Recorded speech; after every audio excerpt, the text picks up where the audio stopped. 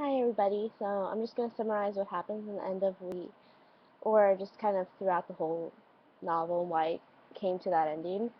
So, basically D503 is just a cipher who's completely for the one state, and once he meets I-330 and falls completely in love with her, he decides to rebel against the one state, but not for any reasons that I-330 has or any of the others.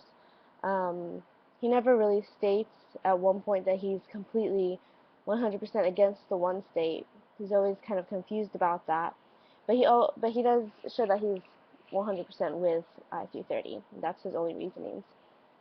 So, um, when he finally comes to when he finally talks to the benefactor tells him that they might be using him just because he knows how to build it, that just because he is the builder of the integral, and he would only provide them with information and access to the integral.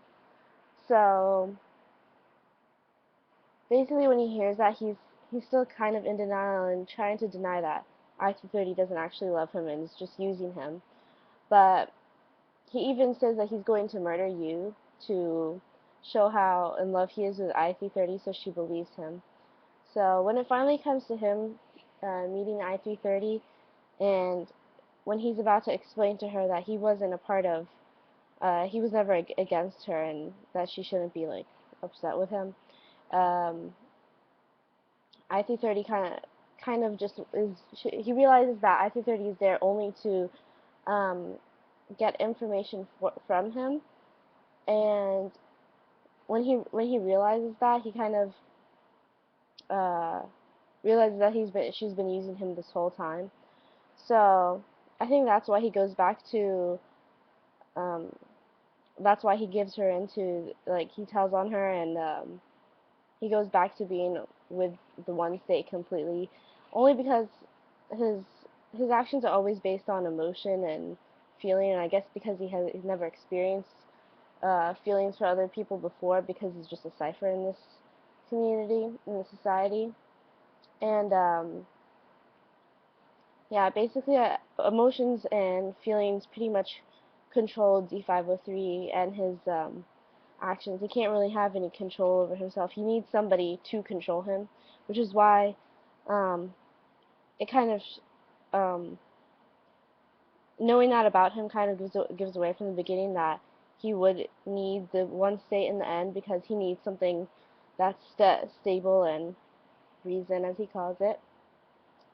So let me see. Comparing this to current events, or just real events, I think that many people do try to question their societies, um, and kind of find themselves unable to answer political questions, or not willing to really look deeper into it, or deny the place that they always have been in. Or, for example, we spoke about how people are convinced with the fact that we must go to school and then college and then continue on to, and you must pretty much graduate in order to get a job. But um, looking at a different point of view and trying to understand why some people don't go to school or don't participate in our, like, average or common lifestyle is kind of difficult for some people, and they just completely criticize it. And it would be very overwhelming for one to step out of their like normal world and look into other ways that they could live. So I think that's pretty much D503 and how he is, and how even any of us could be, and why we can't really, some of us can't really accept that um, maybe our society or the world in general, like, as a complete place being ruled by so many like governments and rules, that it's not as free and equal right, and no society has true like equal rights as we want to believe that it does.